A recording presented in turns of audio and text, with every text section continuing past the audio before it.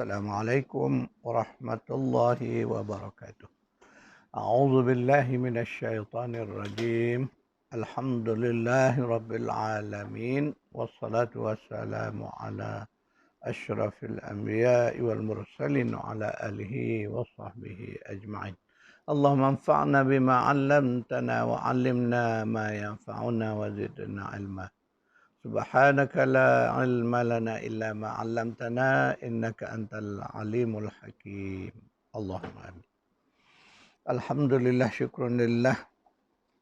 Pagi ini kita dapat bertemu kembali dalam kuliah tadabbur bertemakan hidup mengabdi, hidup berbakti. Tuan-tuan, puan-puan yang memiliki buku hidup mengabdi, hidup berbakti, bolehlah merujuk ke halaman 194.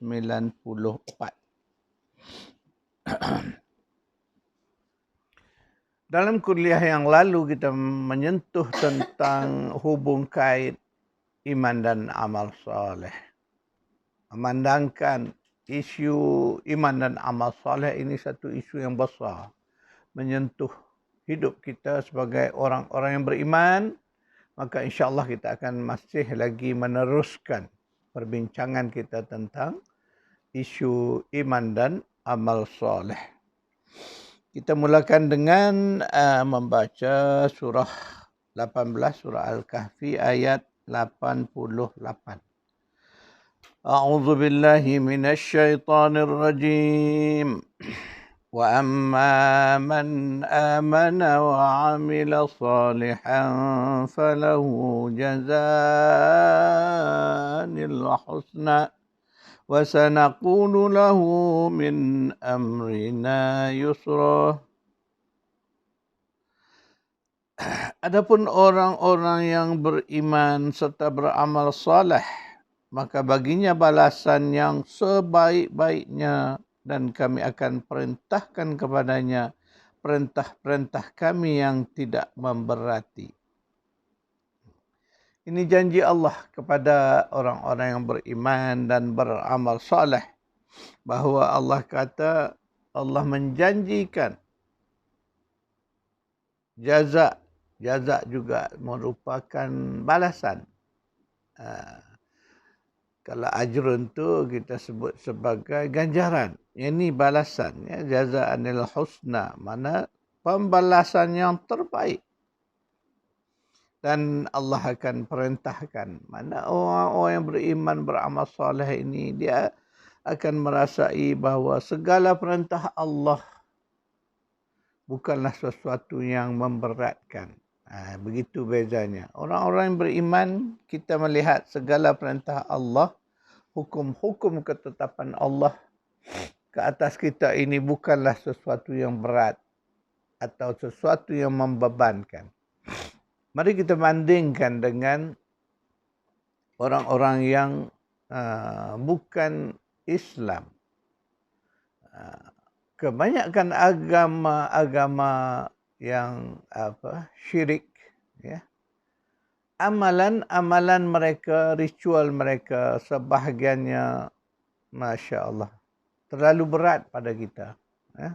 Contoh, kita melihat ada agama yang nak menebus dosa dengan menyeksa diri. Masya Allah.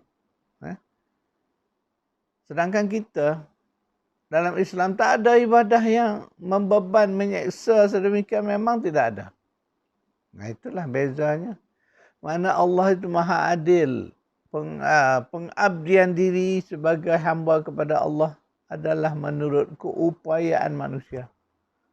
Malahan dalam ibadah tertentu, umpamanya ibadah haji, Allah letakkan syarat. Mana syaratnya ialah kemampuan kita menyempurnakan syarat-syarat untuk mengadakan perjalanan. Sebab haji ini adalah perjalanan kita nak ke satu lokasi yang jauh.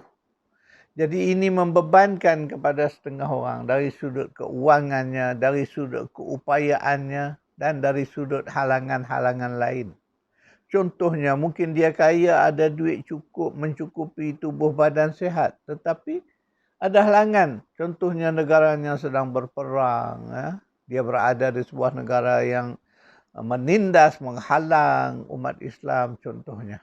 Maka ia juga merupakan halangan yang menyebabkan tidak jatuh hukum wajib haji kepada mereka ini. Demikian kita melihat Allah menetapkan bagi orang-orang beriman itu perintah ibadah ini dalam bentuk yang tidak membebankan, tidak memberatkan, apalagilah yang menyeksakan. Itu sebagai contoh. Saya sebutkan ada agama-agama lain yang mana amalan ritual mereka, kita lihatlah secara zahirnya sangatlah berat dan menyeksakan diri. Nak dapatkan dipanggil kemuliaan di sisi Tuhan mereka itu, mereka terpaksa menyeksa diri dengan berbagai-bagai perlakuan. Kita melihat ada agama-agama perayaan agama mereka itu. Kita melihat Masya Allah, ada yang terpaksa berjalan, menyeksakan diri, berjalan kaki nak pergi ke satu tempat-tempat suci mereka. Mengambil masa yang begitu lama. Jadi semua amalan-amalan ini kita lihat tidak munasabah dan tidak sesuai dengan fitrah kita sebagai manusia. Sama juga orang-orang yang nak mengangkat derajat dia di sisi agama masing-masing, mereka meletakkan diri mereka di luar dari fitrah diri.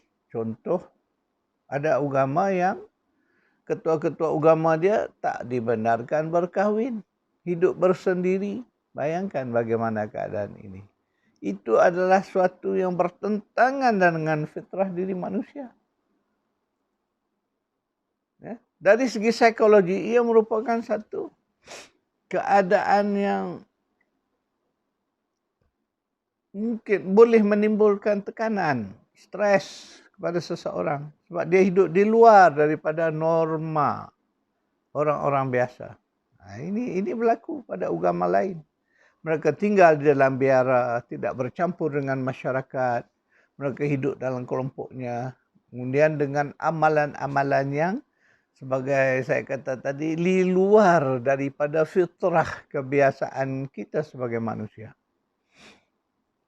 Disitulah dengan membanding ini kita dapat melihat kebenaran bagaimana Allah sebut tadi bahawa Allah tak memberatkan kita orang yang beriman ini. Ketika mana kita dah biasa melaksanakan segala perintah Allah, perintah Rasul dalam hidup kita, semuanya akan menjadi ringan dan Allah permudahkan. Begitulah. Allah sentiasa membantu kita merasakan dalam hati kita, kita melaksanakan ibadah dengan ketika mana kita ikhlas, kita mengikhlaskan pelaksanaan perintah Allah itu, maka Allah akan mudahkan bagi kita. Itu janji Allah. Mari kita membaca surah 20 ayat 82. A'udzu billahi minasyaitonir rajim. Wa inni laghaffarun liman taba wa amana wa amila salihan thumma ihtada. Dan sesungguhnya aku yang amat memberi ampun kepada orang-orang yang bertaubat serta beriman dan beramal soleh. Kemudian dia tetap teguh menurut petunjuk yang diberikan kepadanya. Lagi satu, Allah menjanjikan keampunan. La ghaffar, benar-benar Allah kata aku ni pengampun, aku akan mengampun dosa orang-orang yang beriman dan beramal soleh. Kemudian mereka akan terus mendapat petunjuk daripada Allah Subhanahu wa taala. Itulah antara janji-janji ketika kita dapat melaksanakan dua hal ini. Beriman, beramal soleh. Gandingan itulah yang menentukan kualiti diri kita sebagai orang-orang yang beriman. Jadi beriman kita mesti diiringi dengan amal soleh.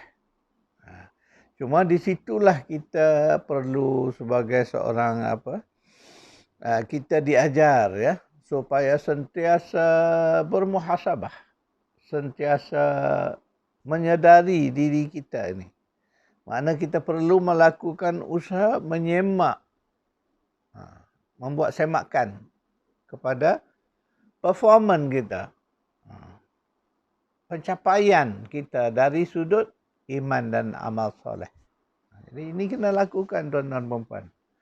Sebab itu saya melalui aktiviti seminar, kita akan bawa isu-isu yang begini supaya kita dapat benar-benar melakukan aktiviti muhasabah itu. Sebab muhasabah ni ada kata orang, pendapat sebahagian orang mengata muhasabah ni kita duduk, kita renung, kita fikir tentang diri kita. Ya, benar itu asas dia. Tetapi muhasabah ini kita boleh lakukan dalam bentuk praktikal. Mana kita boleh membuat ukuran-ukuran tentang status iman dan juga amal soleh kita. Itu yang terbaik kita lakukan. Jadi kita cuba membuat ukuran semula. Kita lihat, mungkin untuk melihat iman kita agak sulit kerana iman ini adalah faktor dalaman diri kita. Iman ini adalah bahagian daripada jiwa dan hati kita. Mungkin agak sulit kita nak mengukur secara nyata. Namun, kita boleh melihat kesannya pada amalan soleh. Sedangkan amalan soleh ini sesuatu yang dapat kita ukur. Contoh, solat 5 waktu. Ketika kita menyempurnakan lengkap 5 waktu, makna kita pencapaian kita 100%. Kalau mengikut skala 0-10, makna kita sudah sampai ke level 10 pencapaian kita. Itu yang saya katakan tadi, bahawa amal soleh ini boleh diukur. Jadi ini yang penting kita lakukan. Sebab itu di dalam seminar saya, kita nak bawa ke level itu supaya kita benar-benar melakukan muhasabah diri dengan benar.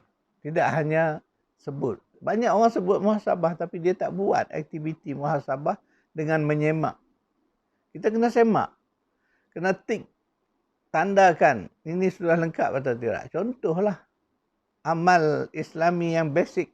Iaitulah ibadah yang 5 itu. Salat, puasa, zakat, haji. Tik tanda. Dah lengkap, dah buat semua ke belum? Ada orang semua ibadat lengkap tapi haji belum sempurna lagi walaupun dah pencen, dah bersara. Makna dia tak lengkap lagi tu. Nampak? Jadi ketika kita membuat muhasabah dengan menandakan petak-petak, mana kita melakukan aktiviti, maka itulah kesannya Masya Allah. Ya? Dia akan benar-benar menyadarkan kita. Jadi ini yang kita perlu lakukan. Sebab itu belajar Al-Quran ni setiap ayat tu kita kena lihat dan kita bawa dalam kenyataan, kita lihat hakikat dia. Kita boleh semak keadaan diri kita. Ketika Allah menyebut tentang ayat-ayat, kita semak apakah aku ini sesuai dengan kehendak ayat yang kita baca tadi. Itu semua hal-hal yang boleh kita lakukan. Itulah muhasabah tuan-tuan dan puan. Jadi isu kita belajar agama ni pada saya, tidak sekadar kita dengar ceramah, dengar kuliah, balik hilang. Isu agama ni isu besar dalam hidup kita. Suatu yang kita kena jelaskan, nyatakan dalam bentuk amal. Kalau hari ini kita berkata bentuk action kita, tindakan-tindakan kita itu mesti berteraskan kepada Al-Quran ini. Barulah kita benar-benar disebut sebagai orang yang beriman kepada Al-Quran. Jadi Al-Quran ini bukan suatu kita ibarat kita baca buku cerita, contohnya Penglipur Lara, sekadar untuk menghibur hati, untuk melelapkan mata anak-anak kita. Bukan, Al-Quran bukan sedemikian. Al-Quran membawa mesej ilmu, fakta, kebenaran dan sesuatu yang membimbing kita. Itu yang disebut sebagai hudan. Jadi petunjuk Al-Quran itu mesti dapat kita jelaskan dalam bentuk action, tindakan. Itu yang penting. Jadi tuan-tuan dan puan, sekadar itu kuliah kita. Saya akan buat sedikit nota ringkas kuliah kita pagi ini dan ayat-ayat yang kita tadabbur.